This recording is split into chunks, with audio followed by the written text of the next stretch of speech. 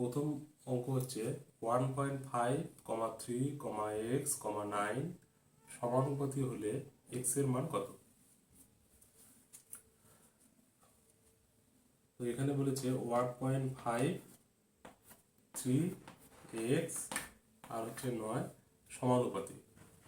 তো যদি এরকম চারটা সংখ্যা যদি সমানুপাতি হয় তাহলে তোমরা মনে রাখবে এই চারটা সংখ্যা সমানুপাতি, তাহলে আমরা এটাকে লিখতে পারবো এরকমভাবে যে লিখবো যে যেহেতু যেহেতু যেহেতু সংখ্যা চারটি এই সংখ্যা চারটি সমানুপাতি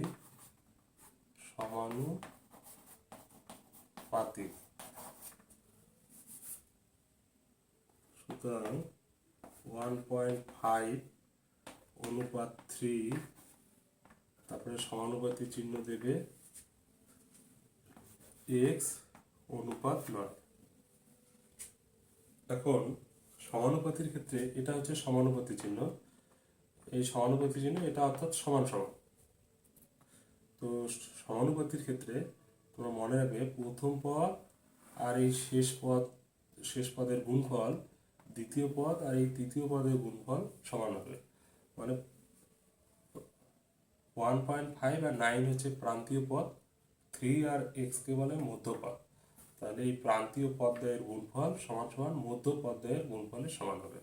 তো প্রান্তীয় পদ হচ্ছে এখানে 1.5 আর এখানকার এদিকে হচ্ছে 9। তাহলে 1.5 ইন্টু 9 সমান সমান হবে হচ্ছে 3 ইন্টু এক্স। 3 ইন্টু এক্স আমরা 3x লিখবো, গুণ চিহ্ন দেওয়ার দরকার নেই।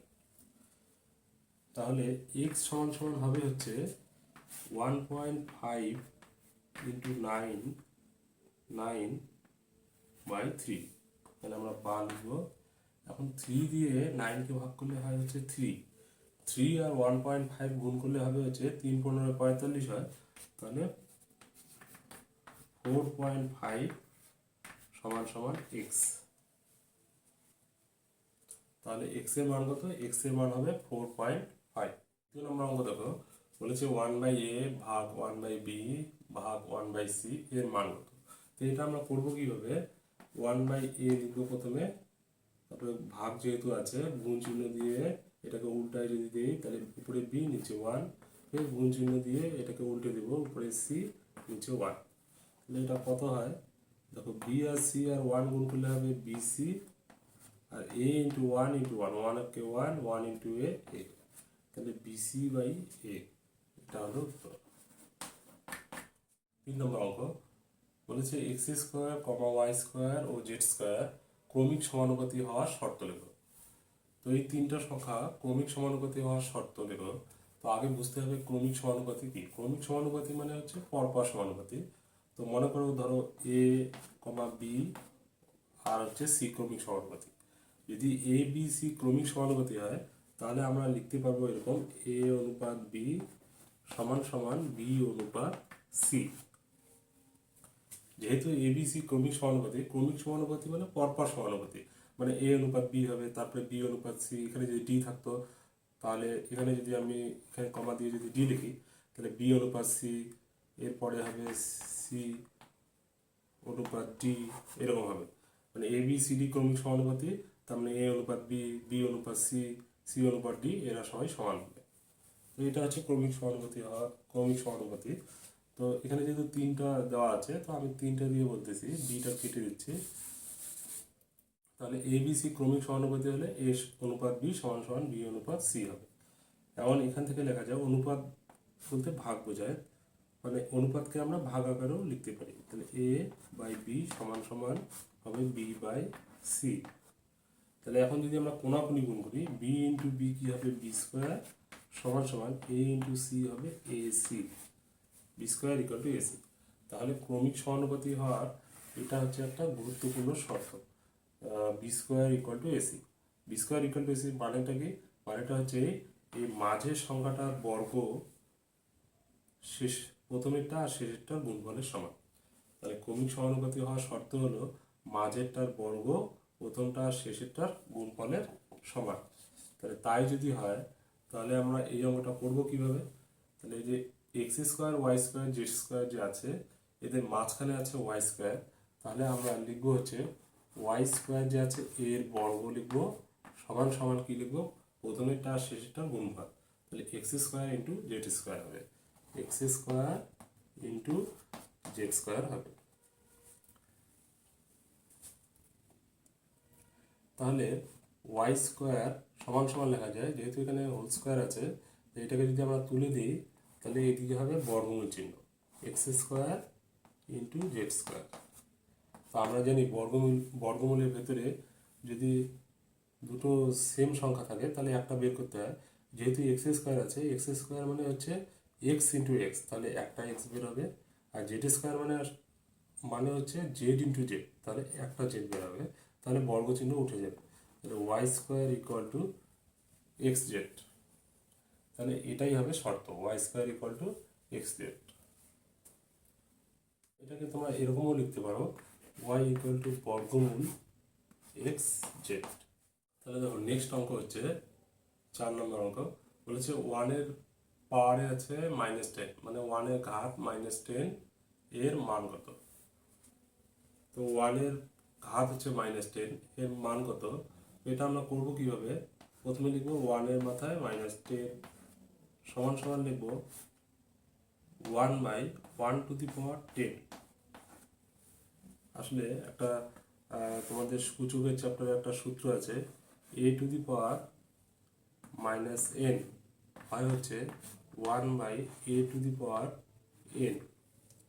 তাহলে এ বলতে এখানে 1কে বোঝায়, আর n বলতে 10কে বোঝায়, তাহলে এই সূত্র অনুযায়ী হবে কি 1/, এটা হচ্ছে সূত্রের 1/, লিখতে হবে a⁻n, এ বলতে এখানে 1, তাহলে 1/10, বা এরকম মানে মাইনাসটা যখন তুলে দেবো আমরা তখন 1/1/10 নেব, মানে এটাকে যদি আমরা মাইনাসটা যদি ছেড়ে দিই তাহলে 1/, লিখতে হবে, লিখলাম। এবার 1/, এই 1/10 বলতে কী বোঝায়, 1/10 বলতে বোঝায় যে 1কে এরকম 10 বার গুণ করতে হবে, এরকম 10 বার গুণ করতে হবে,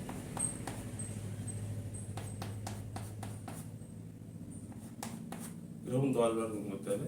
তো এককে আমরা যতবারই গুণ করি না কেন 1 হবে, তাহলে এটা 1/10 হলো 1, তো এখন 1 দিয়ে 1কে যদি ভাগ করি হবে হচ্ছে 1, তাহলে এটাই হচ্ছে উত্তর 1, 1/10 এর মান হচ্ছে 1। দেখো পরের অঙ্ক হচ্ছে 5 নম্বর, বলেছে -5 থেকে +5 এর মধ্যে কয়টি পূর্ণ সংখ্যা আছে। তো -5 থেকে +5 এর মধ্যে, তো আমরা প্রথমে একটা নাম্বার লাইন আঁকবো, এটা 0, এটা হচ্ছে 1 2 3 4 5, এদিকে হচ্ছে -1 -2 -3 -4 4 -5, আর এগুলো হচ্ছে +1 +2 +3 +4 +5। তাহলে দেখো -5 থেকে +5 এর মধ্যে কয়টি পূর্ণ সংখ্যা আছে, তো -5 এর থেকে +5 এর মধ্যে এই সংখ্যাগুলো আছে, -5 আর +5 এর মধ্যে আছে, তাহলে কটা হয়, 1টা 2টা 3টা 4টা 5টা 6টা 7টা 8টা 9টা, তাহলে কটা আছে 9টা, তাহলে উত্তর হবে 9টি। অঙ্ক, একটি ত্রিভুজের 3টি কোণের অনুপাত 2:8:5 হলে বৃহত্তম কোণের মান কত। অঙ্কটা কীরকম দেওয়া আছে, বলেছে একটি ত্রিভুজের অনুপাত দেওয়া আছে 2:8:5, তাহলে বৃহত্তম কোণের মান কত। তো এখানে এগুলো হচ্ছে কোণ, এই কোণগুলোর মধ্যে কোন কোণটা সব থেকে বড় হবে বের করতে হবে, লিখবো যে কোণগুলির অনুপাত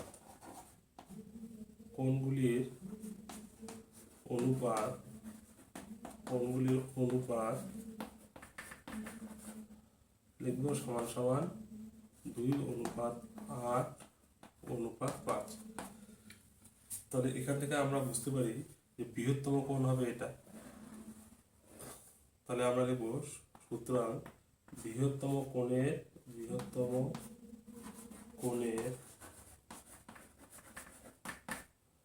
আনুপাতিক ভাগহার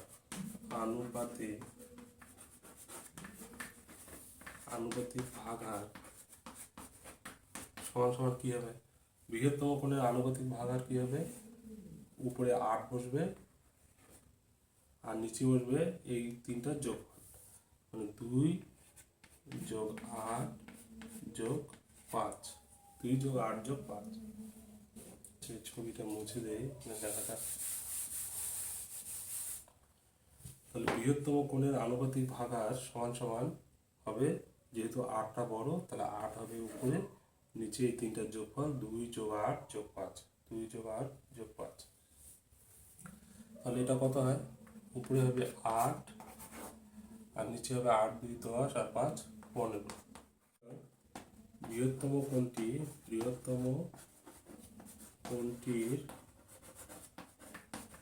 মান হবে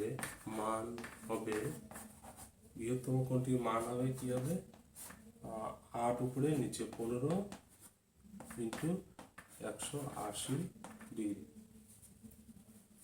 ব্র্যাকেটে তোমরা লিখবে, যেহেতু ত্রিভুজের তিনটি কোণের যোগফল বা সমষ্টি সমান সমান 180 ডিগ্রি। এখন 15 দিয়ে 180কে ভাগ করলে কত হবে, 15কে 15 3 30, 15 2 30, তাহলে 15 দিয়ে 180কে ভাগ করলে হয় 12, তো 7 12 84, 8 12 96, তাহলে 96 ডিগ্রি হবে। তাহলে সব থেকে বড় কোণটির মান হচ্ছে 96 ডিগ্রি।